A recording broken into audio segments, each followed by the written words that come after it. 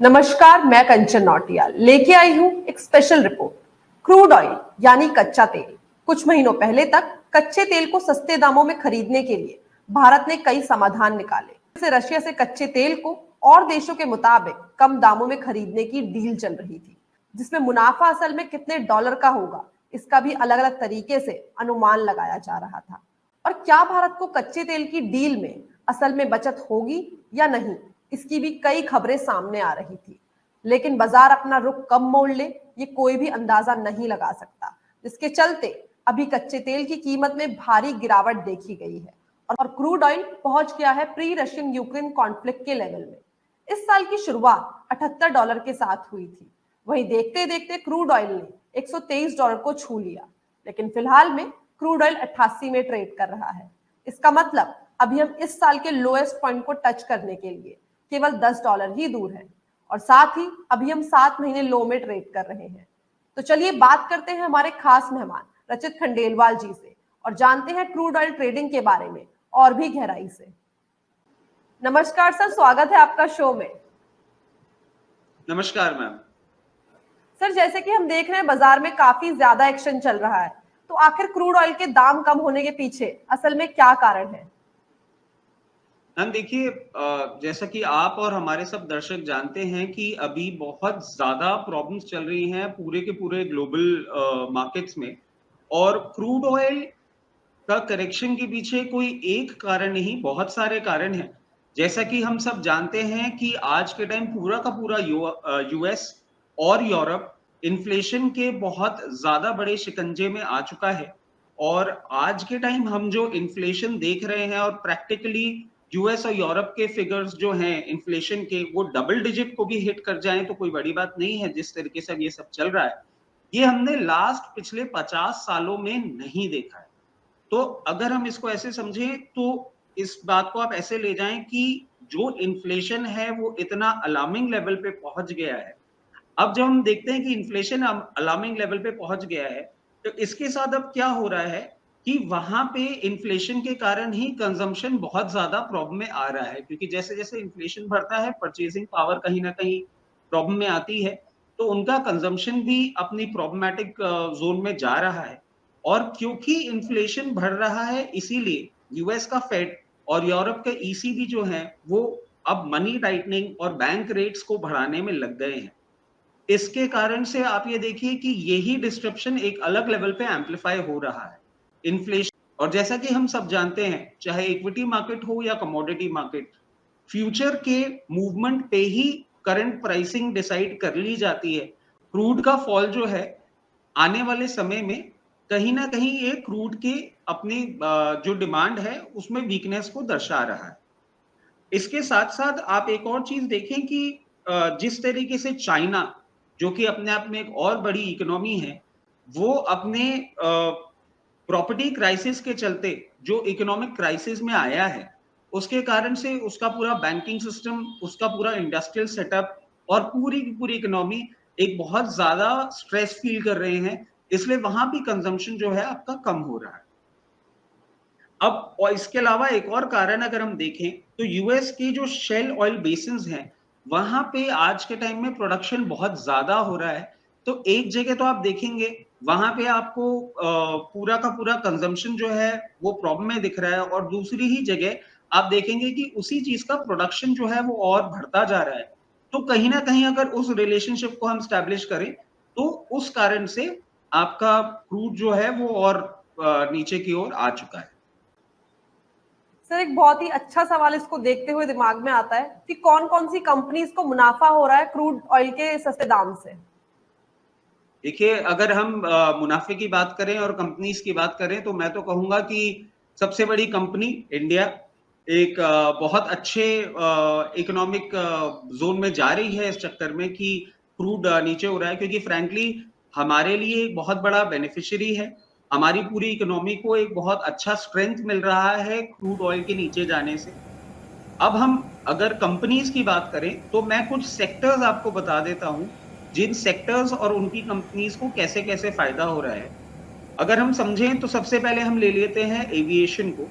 Aviation sector अगर आप देखें तो इस साल 2022 में बहुत परेशानी में आया था क्रूड ऑयल की प्राइसेस के चलते, क्योंकि एविएशन का जो जेट फ्यूल का प्राइस है वो 72,000 रुपए पर किलो लीटर से 1,23,000 रुपए पर किलो लीटर पे पहुंच गया था, अ हाइक ऑफ 51,000 रुपीज। अब जैसे जैसे क्रूड नीचे आ रहा है वैसे वैसे हम समझ सकते हैं कि एविएशन फ्यूल की जो प्राइसिंग है वो भी नीचे आएगी और इसके चलते एविएशन सेक्टर को एक राहत मिलेगी। एविएशन सेक्टर की जब हम बात करते हैं तो इंटरग्लोब एविएशन, स्पाइस जेट और जेट एयरवेज, ये 3 कंपनीज हैं जिनमें अब हम समझे इन क्वार्टर्स टू कम इनके प्रॉफिट मार्जिन्स इंप्रूव होने चाहिए और इनको इस चीज की, इस पर्टिकुलर मूवमेंट से मदद मिलनी चाहिए। इसके बाद हम देखें तो पेंट्स की अगर हम बात करें तो पेंट्स में करीबन 300 अलग अलग इनपुट होते हैं जिसमें मेजॉरिटी कंपोनेंट्स इनपुट होते हैं जिनकी मेजॉरिटी जो है वो क्रूड से ही डिराइव होती है। तो अगर क्रूड नीचे आएगा तो जो आपके पेंट कंपनीज हैं उनके मार्जिन इंप्रूव होंगे क्योंकि उनका टेक्निकली रॉ मटेरियल कॉस्ट जो है वो नीचे आएगा। उसमें हम देखें तो एशियन पेंट हो गया, बर्जर पेंट, कंसाई नेरोलैक, ये कुछ कंपनीज हैं जिनको फायदा होगा। और कहीं ना कहीं आपने देखा भी होगा इन दिनों मार्केट में, जैसा कि मैंने पहले आपको बताया कि कोई भी चीज होने वाली होती है बट वो प्राइसिंग में पहले ही रिफ्लेक्ट करने लग जाती है। तो इन रीसेंट टाइम जो आपने पेंट कंपनीज में मूवमेंट देखा है वो इसीलिए देखा है और मैं समझता हूं कि इन टाइम टू कम अगर क्रूड नीचे मेंटेन करता है तो इनमें और अपसाइड बिल्कुल आना चाहिए। इसके अलावा अगर हम देखें तो पेट्रोकेम कंपनीज जो हैं, ऑफ कोर्स पेट्रोकेम जहां बात आ जाती है वहां इनका तो मेजर काम ही पूरा क्रूड से होता है। तो क्रूड की प्राइस अगर नीचे आएगी तो पेट्रोकेम कंपनीज को भी फायदा मिलेगा। ये कंपनीज हैं आपकी रिलायंस इंडस्ट्रीज, इंडियन ऑयल, गेल, रेन इंडस्ट्रीज, पेडिलाइट, कैस्ट्रॉल। ये कुछ कंपनीज हैं जो मेजर बेनिफिशियरीज होंगी for crude oil pricing coming down. इसके बाद हम आ जाते हैं टेक्सटाइल सेक्टर में। टेक्सटाइल में आप देखिए कि सिंथेटिक जो होता है उसमें क्रूड एज अ कंपोनेंट काम में आता है। इसके अलावा यार्न, फाइबर और भी कुछ एक प्रोडक्ट्स होते हैं जिनमें क्रूड ऑयल का बहुत बड़ा हाथ होता है क्योंकि वो उसी से डिराइव होते हैं प्रोसेस होके।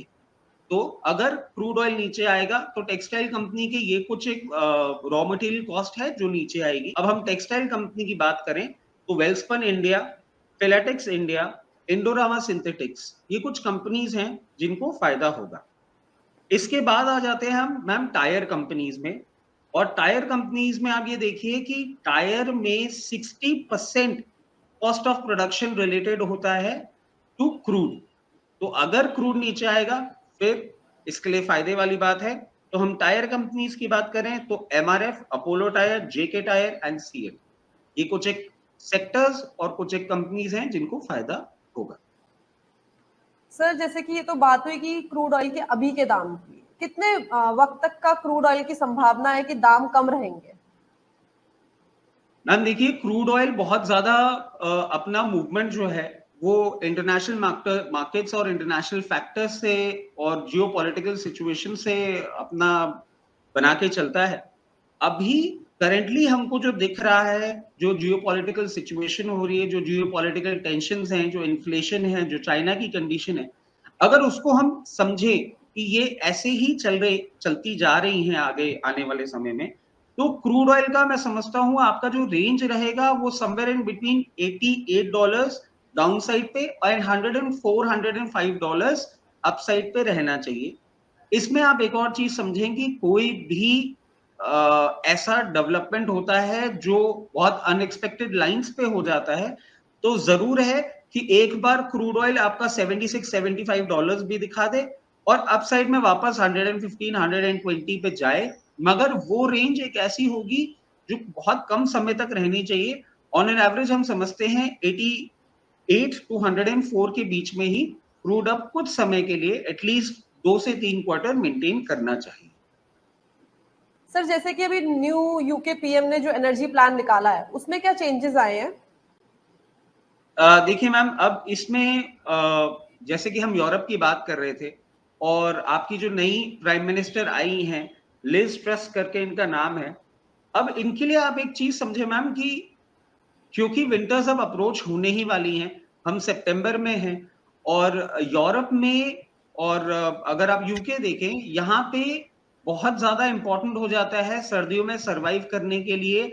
इनको क्रूड और एनर्जी बहुत ज्यादा चाहिए होती है क्योंकि इनके इतने एक्सट्रीम टेम्परेचर्स होते हैं कि इनको ये कंज्यूम करना ही पड़ेगा, अदरवाइज इनके सर्वाइवल बहुत मुश्किल हो जाता है। अब हम समझें, एक जगह तो ये कंट्री जो इन्फ्लेशन और इकोनॉमिक प्रॉब्लम से गुजर ही रही है, मगर ये जो नई प्राइम मिनिस्टर आई हैं, इनके लिए दुविधा ऐसी हो रही है कि ये अभी फ्रीज करना चाह रही हैं कि आने वाली जो विंटर्स हैं, उसके लिए जो एंड कंज्यूमर है, उसको कैसे कम से कम दामों पे एनर्जी, जो कि मेजॉरिटी प्लेयर जिसका क्रूड है, वो कम से कम दामों पे दी जाए।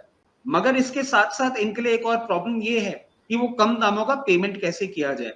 क्योंकि जहां तक हम समझते हैं, इन्होंने जब ये आई हैं तब से और कुछ टाइम पहले से भी टैक्सेशन को ना बढ़ाने के लिए बहुत ज्यादा बातें करी हैं सिस्टम के अंदर। तो अब ये टैक्सेशन भी नहीं बढ़ा पाएंगे जिससे ये एंड रेवेन्यू ले पाए। आपको क्रूड ये और बाकी एनर्जी प्रोडक्ट्स जो हैं वो सब्सिडाइज रेट पे देंगे। तो अब उसके लिए वो क्या नया प्लान लेकर आते हैं, जो कि मैं समझता हूँ थर्सडे नहीं तो फ्राइडे तक अनाउंस होना चाहिए। उस केस में कोई बेल आउट पैकेज लेकर आते हैं, कोई बॉन्ड लेकर आते हैं, पर जो भी लेकर आते हैं अगर टैक्सेशन नहीं बढ़ाते हैं तो कहीं ना कहीं गवर्नमेंट के ऊपर और पूरी इकोनॉमी के ऊपर एक स्ट्रेस आएगा, जिसको हम आने वाले समय में समझ पाएंगे। सर, इन सारी चीजों को देख के हम अंदाजा लगा सकते हैं कि क्रूड ऑयल का प्राइस बढ़े या घटे, लेकिन फिलहाल में जो अभी चल रहा है ट्रेंड वो काफी लाभदायक है सबके लिए, राइट? बिल्कुल, सबके लिए तो नहीं बोलूंगा मैम, बट हाँ इंडिया एक ऐसे स्वीट स्पॉट पे है कि हाँ इंडिया के लिए तो बेनिफिशियरी है ही। बहुत शुक्रिया सर हमारे शो में आने के लिए, हमारे दर्शकों को इतना बढ़िया एनालिसिस देने के लिए, धन्यवाद। तो ये थे रचित खंडेलवाल जी, जो लेके आए थे क्रूड ऑयल के पीछे का इन डेप्थ एनालिसिस, और जिनसे हमने जाना कौन सी कंपनी को हो सकता है मुनाफा। ऐसे ही अलग अलग स्पेशल अपडेट के लिए जुड़े रहिए हमारे शो कम्युनिटी आउटलुक के साथ।